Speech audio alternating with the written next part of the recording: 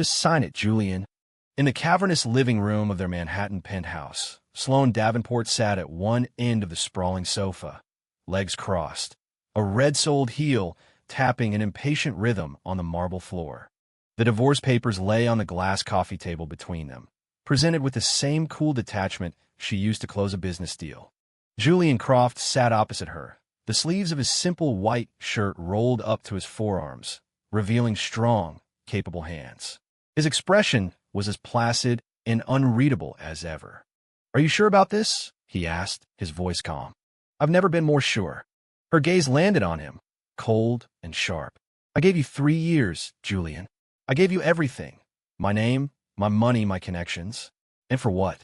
A man with no ambition. Take away the fact that you married a Davenport, and what's left of you?" A small smile touched Julian's lips. It didn't reach his eyes, and the effect was chilling. "All right," he said. He picked up the pen from the table and, with a smooth, decisive stroke, signed his name. Sloane froze for a second. She had expected him to beg, to at least try to talk her out of it. The meek, accommodating man who never so much as questioned her dinner plans should have been clinging to her, pleading. But he didn't. Gritting her teeth, she scrawled her own signature, the ink bleeding slightly from the force. She stood up, her posture rigid. "As of tomorrow, you and I are done." Julian watched her grab her purse and turn away. He saw the sharp line of her back as she walked out of his life, and for the first time in years, he felt not sadness, but the bone-deep weariness of a man finally unburdened. The heavy oak door slammed shut with a deafening boom. Silence finally filled the apartment. He picked up his copy of the agreement, his eyes scanning the terms. He read one clause aloud, his voice a low murmur in the quiet room. "Waives all rights to marital assets." A real smile, sharp and knowing, finally surfaced. He folded the document, pulled out his phone, and dialed a number. "Mark, let the partners at Catalyst know I'm back. Full time." He paused, his gaze drifting to the city lights twinkling beyond the floor-to-ceiling windows. "Set up the investors' meeting for 9 a.m. tomorrow. The sort I've been sharpening for 3 years. It's finally ready." Sloane felt a lightness in her step as she walked out of the high-rise lobby. She could finally breathe again. That useless, kept man was finally excised from her life. She was a Davenport, beautiful and sharp, with a family legacy behind her. How had she ever let herself get tied down by someone like Julian Croft? "This isn't an ending," she told herself as she hailed a cab. "It's a release. My real life starts now." In the back of the Uber, heading to her new apartment in Soho, she opened her phone. A flood of iMessage notifications poured in. "Sis, are you still heading the launch for the new Davenport line? Heard a rumor you and Julian split. Is it true? Sloane, there's a networking event tonight. All the big VCs will be there. You should come. I want to introduce you to my cousin." Her fingers flew across the screen as she replied, "Getting divorced doesn't make me weak. The Davenports wrote me off, so I'll build my own empire." She made a call. "Hey, it's Sloane. Give me a meeting with Momentum Capital. I have a new project to pitch. And those design specs from the Davenport account, forward them to my personal email. I'm redoing them from scratch. I'm going to show them all," she muttered to the empty cab. "I'm going to show everyone that Sloane Davenport doesn't need anyone to win." Meanwhile, 30 floors above the city, Julian Croft stood before a plate glass window, looking out over the glittering expanse of the financial district. "From now on, you'll call me Mr. Croft." And Apex Dynamics is done flying under the radar. His assistant, standing beside him, couldn't help but ask, "Sir, are you sure you don't want to reconsider? Ms. Davenport was with you for 3 years." Julian didn't turn. "The day she signed those papers," he asked quietly, "did she ever once look me in the eye?" The assistant had no answer. Julian finally turned, his expression unreadable. "She looked right through me. She signed away our marriage without a second glance. From now on, every move I make is my response to that." 3 days later, TechCrunch and Twitter were ablaze with a single headline. Apex Dynamics secures $20 million in Series B funding. Founder Julian Croft, after 3 years of silence, becomes tech's newest phenom.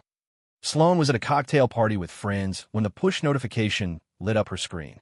The wine glass in her hand trembled, nearly slipping from her grasp. Someone leaned over her shoulder. "Hey, Isn't that your ex-husband?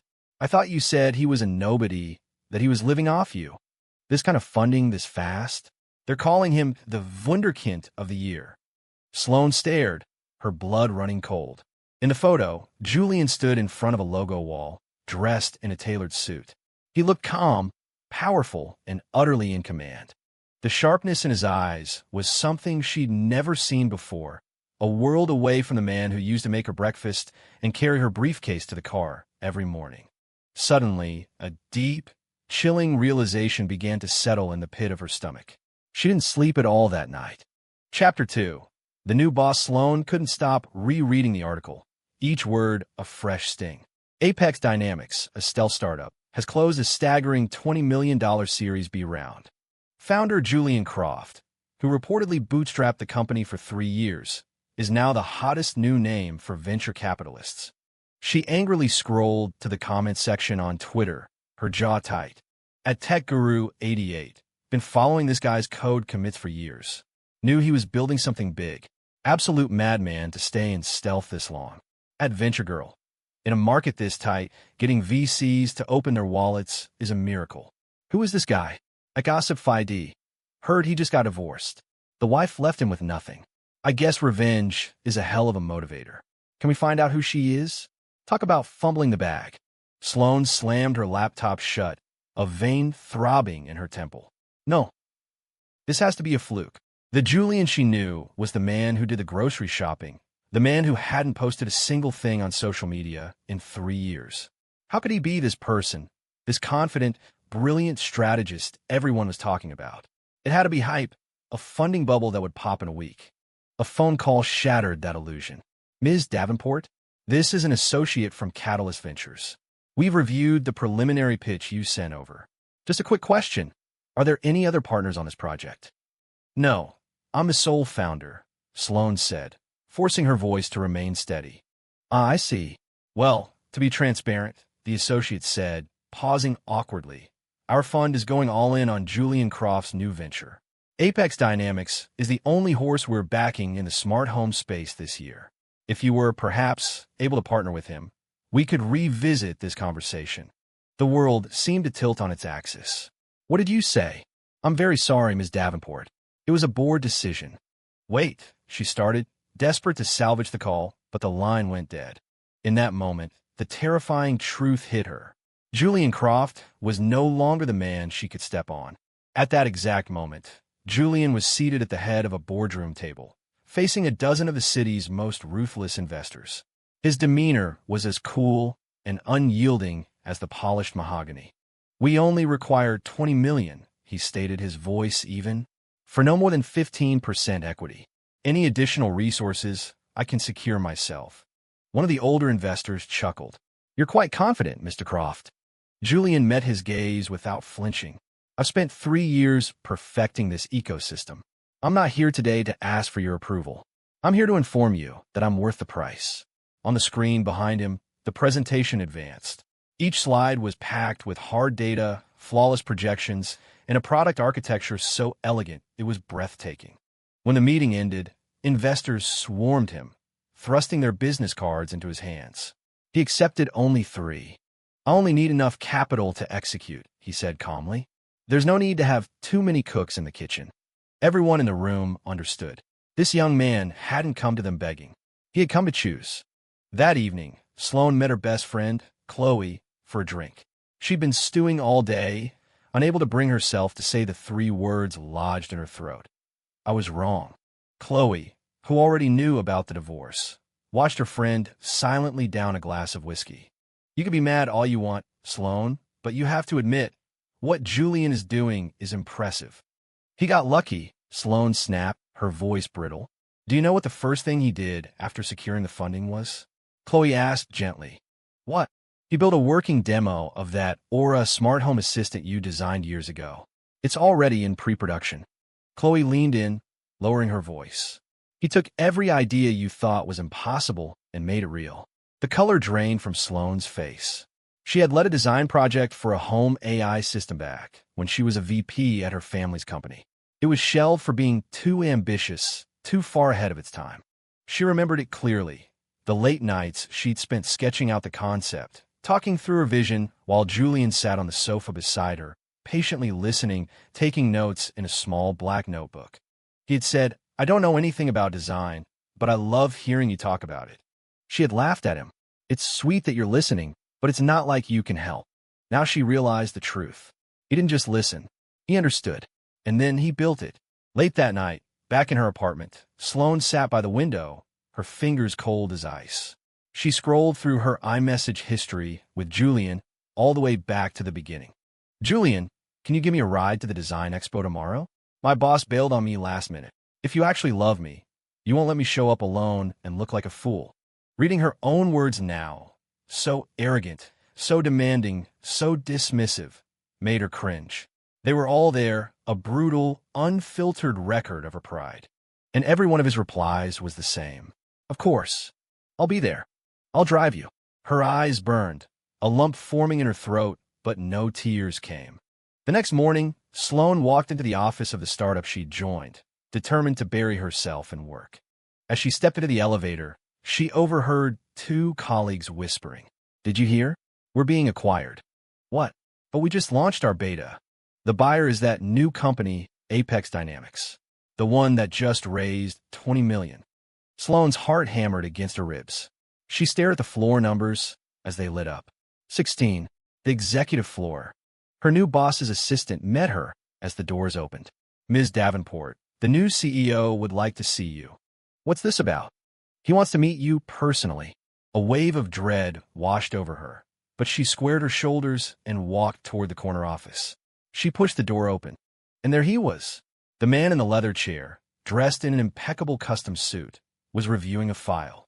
The sharp angle of his jaw, the long, graceful fingers, it was all so painfully familiar.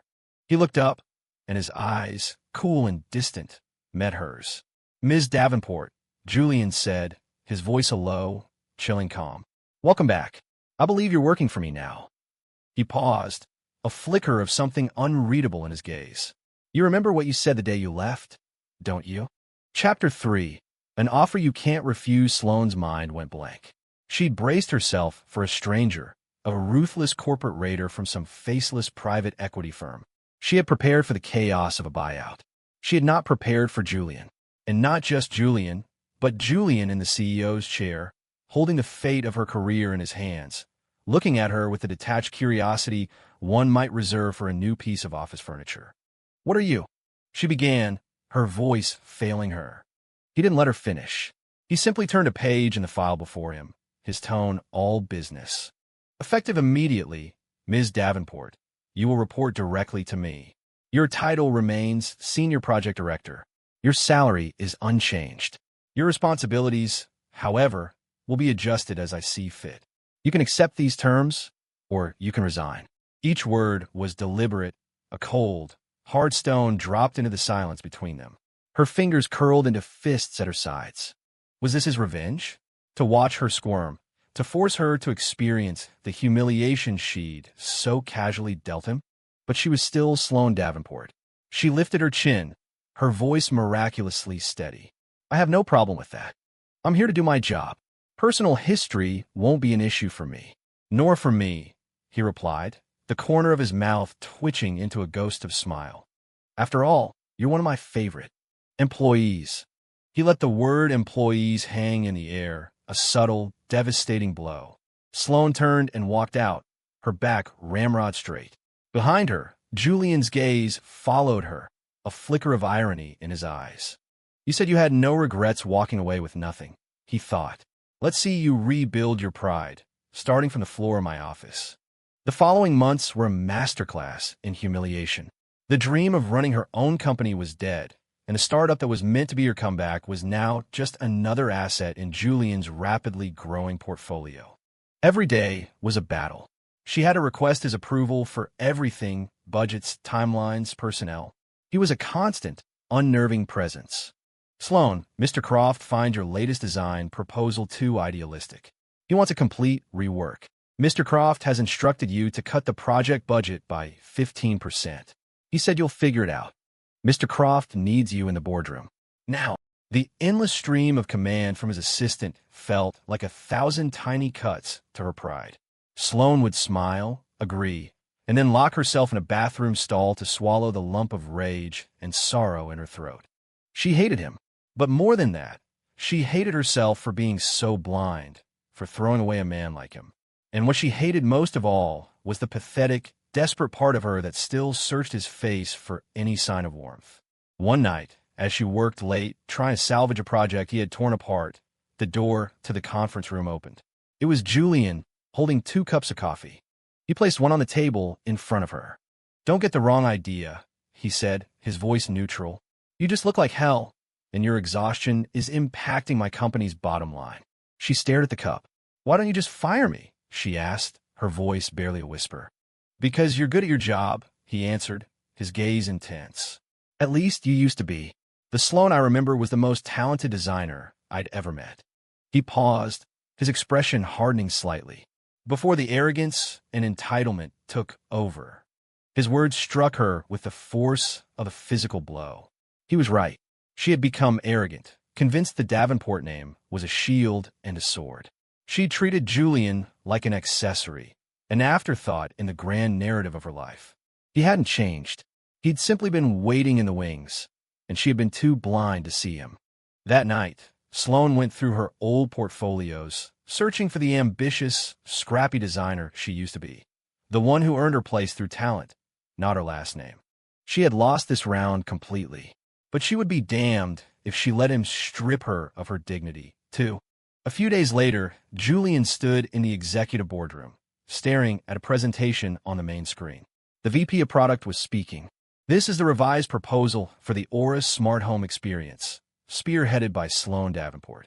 She pulled the core concepts from one of her shelved projects and completely overhauled it. "She's barely slept all week. Mr. Croft, what are your thoughts?" Julian didn't speak. He just looked at the design, the clean lines, the intuitive user flow, the spark of genius that was so uniquely her. It was just like the first sketch she had ever shown him, back when her eyes were bright with passion, not clouded with resentment. Back when she was proud and brilliant, not just proud. Now, she was hiding her fire, working as his subordinate. A complicated emotion churned inside him. He gave a curt nod. "It's good." Green-lighted. After the meeting, he stood by the window, lighting a cigarette. "So," he murmured into the smoke-filled air, "you're finally ready to fight again. In that case, I guess it's time I started fighting to get you back." Chapter 4. The Takeover. The entire company was buzzing. Sloane was promoted, handpicked by Julian to lead the most important project of the year. The news spread like wildfire, fueling a storm of gossip. "Isn't she his ex-wife?" That promotion was suspiciously fast. "Some perks to being an old acquaintance, huh? Give her a break. The woman's been living at the office. Have you seen her work ethic? She's a machine." Sloane ignored the whispers, but when the gossip turned into passive aggression, delayed reports, missed meetings, she finally snapped. "From now on, anyone who misses a deadline will answer to me directly," she announced in a team meeting, her voice ringing with an authority she hadn't used in years. The room fell silent. She wasn't the same person who had walked in here months ago. Under Julian's shadow, she had learned that if she didn't fight for her own respect, no one would. And Julian? He remained an enigma, the puppet master watching his play unfold. He'd call on her in meetings, forcing her into the spotlight. He'd sit at a nearby table in the cafeteria, creating an invisible, tension-filled bubble around them.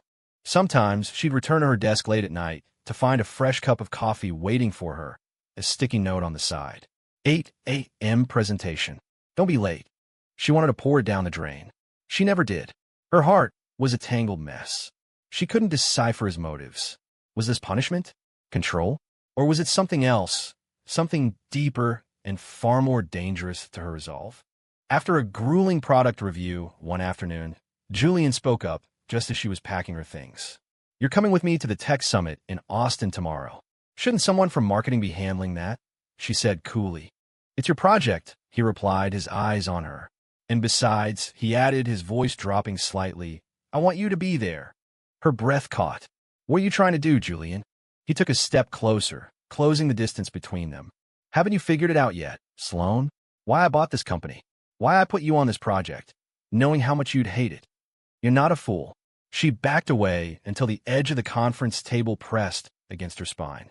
"You're insane," she whispered. "We're divorced." "Then why are you still here?" he countered. "You won't let me leave." "You could have quit on day one," he said, his gaze burning into hers. "You could have rejected every impossible deadline, every last-minute change. But you didn't. You've never once said no." Sloane was speechless. "You can't stand losing to me, can you?" he murmured, leaning closer. "You want to win. But you've forgotten, Sloane. We're not playing the same game anymore." Her heart hammered against her ribs. She didn't know whether to scream or run. Instead, she pushed past him and walked out without looking back. The next day, at the summit, they stood together in the main exhibition hall.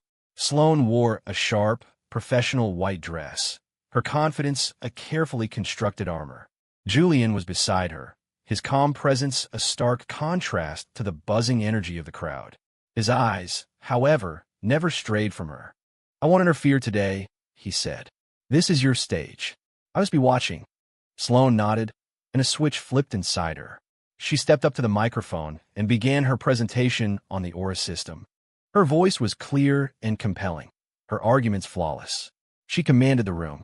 As the applause thundered, Julian stood in the wings, a slow, genuine smile spreading across his face. There she was, the brilliant, fiery, independent woman he had fallen in love with. She was finally back. On the flight back to New York, the cabin was quiet. Sloane was pretending to sleep, her head resting against the window. "You were incredible today," Julian said softly. She opened her eyes.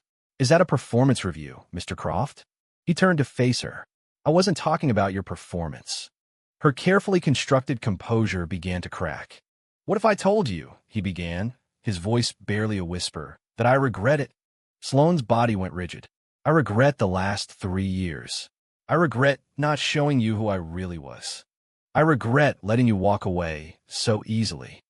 And most of all, I regret that this is the only way I could think of to bring you back into my life."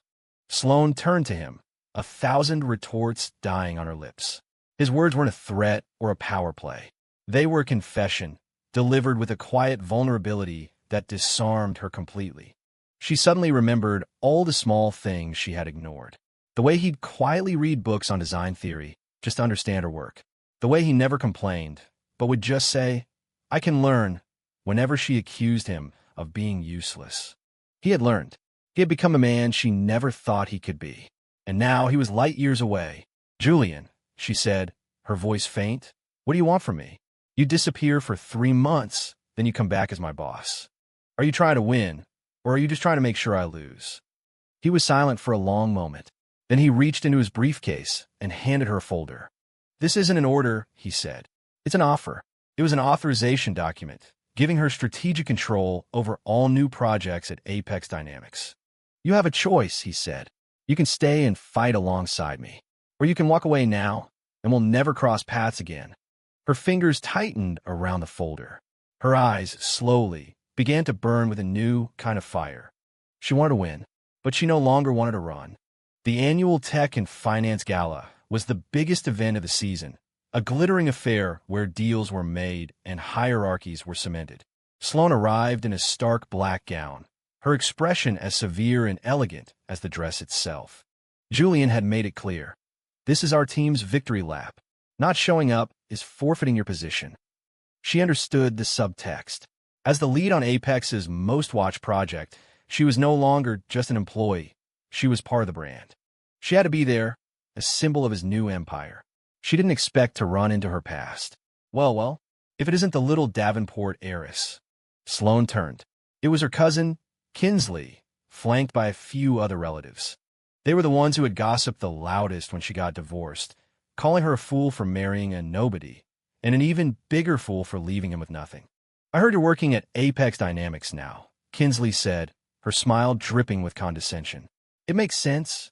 After the family cut you off, you have to get by somehow. I guess it pays to stay on good terms with the ex." Someone next to her snickered. "That's right. Her ex-husband is the CEO, isn't he? A classic case of a woman riding a man's coattails after he finally makes something of himself." Sloane's hand tightened on her champagne flute. She wanted to walk away, but she was tired of retreating. "You're right," she said, her voice dangerously sweet. "If it's so easy to get ahead by riding a man's coattails, I wonder why no one's offered any of you a ride." The group fell silent. Kinsley's face hardened. Sloane took a sip of her champagne, her smile unwavering. "I don't rely on a Davenport name, and I certainly don't rely on a man. I rely on my work, something you wouldn't understand." She turned and walked away, leaving them frozen in stunned silence. She had just reached a quiet alcove when a figure stepped out of the shadows. It was Julian, his expression unreadable, but with a definite glint of approval in his eyes. "You heard all that?" she asked. "Every word," he said, a small smile playing on his lips. "Nicely done." Before she could react, he reached out and gently brushed a stray strand of hair from her face. The casual intimacy of the gesture sent a jolt through her. "But you forgot something," he murmured. "You still owe me a moment in the spotlight." He took her hand and led her through the crowd toward the main stage. Just as they reached it, the lights dimmed and the host's voice boomed through the speakers. "And now, please welcome our keynote speaker for the evening, the CEO of Apex Dynamics, Mr. Julian Croft." As the applause erupted, Julian led a stunned Sloane onto the stage with him. A wave of murmurs rippled through the audience. Kinsley and her family stared, their jaws slack with disbelief. Julian stood at the podium, one hand on the microphone, the other resting lightly on the small of Sloane's back. "My speech tonight is simple," he began, his voice calm and clear. "Building Apex Dynamics has been a long and difficult journey. But the reason I'm standing here today isn't because of venture capital or market timing." He paused and turned to look at Sloane, his expression softening into something so tender it made her breath catch. "It's because of her." The room was utterly silent. "She is the smartest, most driven, and most stubborn woman I have ever known.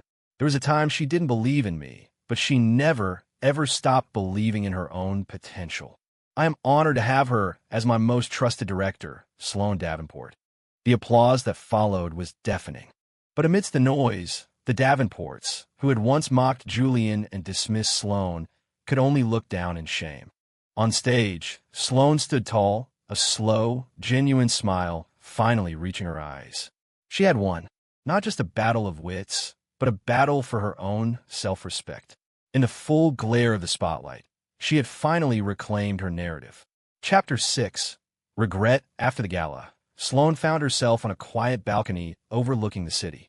She should have felt triumphant, but instead, an unsettling emptiness filled her. Julian's words echoed in her mind. "My most trusted director." It was a professional compliment, yet it felt deeply, dangerously personal. Ms. Davenport, her assistant, appeared at her side. "Here are the press clippings and the list of potential partners who approached us tonight. Mr. Croft asked me to give them to you." Sloane took the tablet, her hand unsteady. "Where? Where is he?"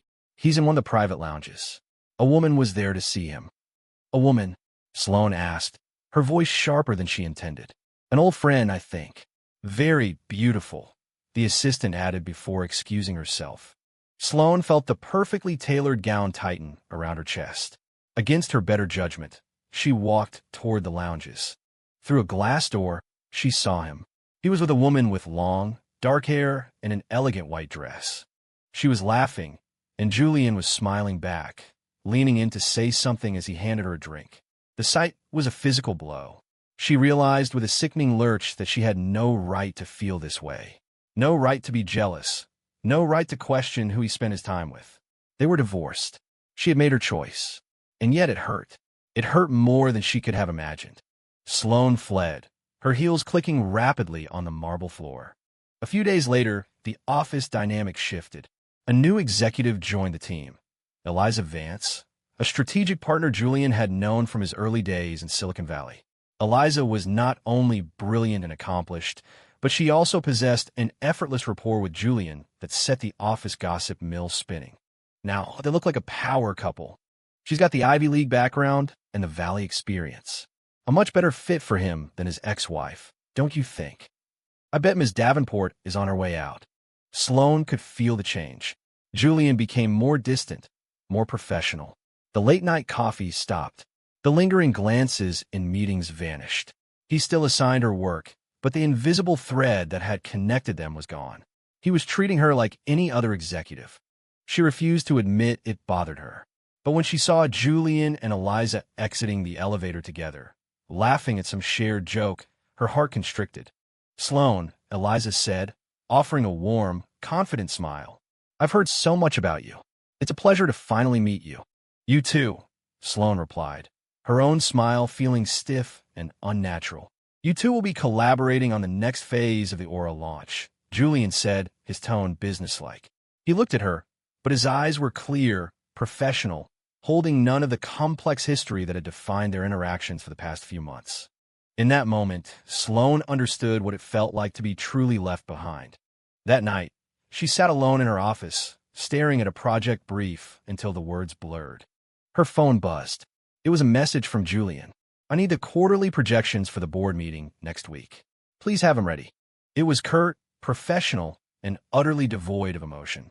She stared at the message, a wave of despair washing over her. Her fingers hovered over the keyboard. "Julian, if you had the chance to do it all over again, would you still have chosen me?" She typed it, then deleted it, then typed it again.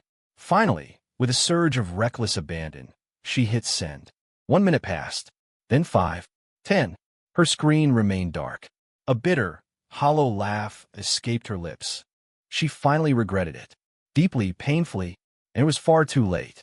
Chapter 7. The end of the beginning. The following week, Julian appeared on a major CNBC financial program, The Founder's Journey. The host, a famously sharp journalist, didn't pull any punches. "Mr. Croft, the media loves to frame your success as a classic revenge story. The man who built an empire after a difficult divorce. How do you respond to that?" Julian offered a calm, measured smile. "I'd say that narrative is inaccurate. My success didn't happen because of my divorce.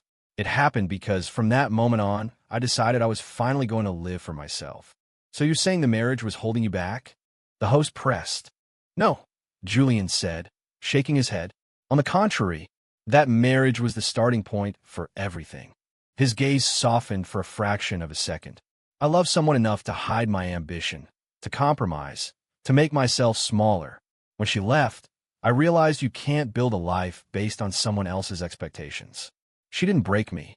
She inadvertently gave me the reason I needed to become a better version of myself." A hush fell over the studio. Are you still in contact?" the host asked, her tone gentler now. Julian's expression became neutral again. "We work together on occasion. She's a trusted colleague," he added, as if for finality, nothing more. Sloan was in a meeting when the interview aired. A news alert popped up on the monitor behind her, and she saw the headline, "Julian Croft, my divorce was a starting point, not a setback." She continued her presentation without missing a beat, but inside, his words were ricocheting through her heart. "She made me want to be a better person. Nothing more." That night, she sat in her silent apartment, rereading the article over and over. She finally opened her message thread with him. Her last message, the desperate, unanswered question, stared back at her. She typed a new one. "Do you hate me?" She held her breath and hit send. A minute later, his name popped up. "No, I'm grateful to you." The two short messages were kinder than silence, but somehow infinitely more painful. It wasn't forgiveness. It was closure. He was grateful for the lesson she had taught him, and now he was moving on. That night, for the first time since the divorce, Sloan cried. She cried for the man she had underestimated, for the love she had discarded, and for the profound, irreversible blindness of her own pride. A few days later, Eliza found her at a coffee shop near the office. "I didn't come back to New York for the job, Eliza said, stirring her latte. "I came back for him. I thought, after all this time, maybe there was a chance for us." Sloan looked up, surprised. "But then I met you," Eliza continued, her gaze clear and direct.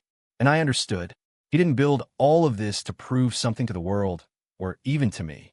He did it because he was trying, in his own way, to become someone he thought you could finally see." "You," Eliza said softly, "were always his finish line." She left Sloan sitting there, the bitter coffee on her tongue mingling with the even more bitter taste of regret. He had been fighting for her all along, and she had never even noticed. Chapter 8. A different kind of victory. It was another late night at the office. Sloane was finalizing the quarterly report, the last major task under her direct oversight before the project was integrated into the wider company structure. When she uploaded the final document to the server, a system prompt appeared. File successfully transferred to the CEO's private channel. Your special project access has now expired. The finality of it hit her. No more direct line. No more special assignments. No more excuses to be in his orbit. They were officially just colleagues. The silence in her office felt suffocating. After a long moment, she stood up and walked down the hall to his office. She didn't knock. She just opened the door, the way she used to. Julian looked up from his desk, unsurprised. I received the report. She nodded but didn't move. Is there something else? He asked, putting down his pen. She walked forward until she was standing directly in front of his desk. Her voice was quiet, but steady. I'm not here about work. I'm here to surrender. Julian leaned back in his chair, his expression unreadable, waiting. I thought this was a competition, she continued, her throat tight. I thought by staying here, by proving myself, I was winning. But I realize now you were never competing with me. You were just waiting for me to come back. She finally met his eyes. I sent you that message, asking if you'd choose me again. I already knew the answer. You wouldn't, because you don't need the old Sloane Davenport anymore. A sad, self-aware smile touched her lips. But I'm here anyway. I'm here to tell you that if there's any chance left, I don't want to be your director or your partner. I don't want to win. I just want to be with you. The silence stretched, thick with 3 years of unspoken history. Slowly, Julian rose from his chair and came around the desk to stand in front of her. His gaze was deep and intense. I've been waiting to hear you say that, he said, his voice low. He reached out and took her hand, his fingers lacing through hers. This isn't about forgiveness, Sloane, and it's not about me taking you back. I lost to you every single day for 3 years. This time, he said, his thumb gently stroking the back of her hand, I want to win you a different way. Her eyes filled with tears. Ow! A slow, genuine smile spread across his face, lighting up his eyes for the first time in years. This time, will you let me pursue you? Tears streamed down her face as she nodded, unable to speak. Good, he whispered, pulling her closer. Because this time, I'm never letting go. A week later, the cover of Forbes featured a striking photograph of them standing on a rooftop of the Apex Dynamics building, the city skyline sprawling behind them like a conquered kingdom. The headline was simple, Julian Croft.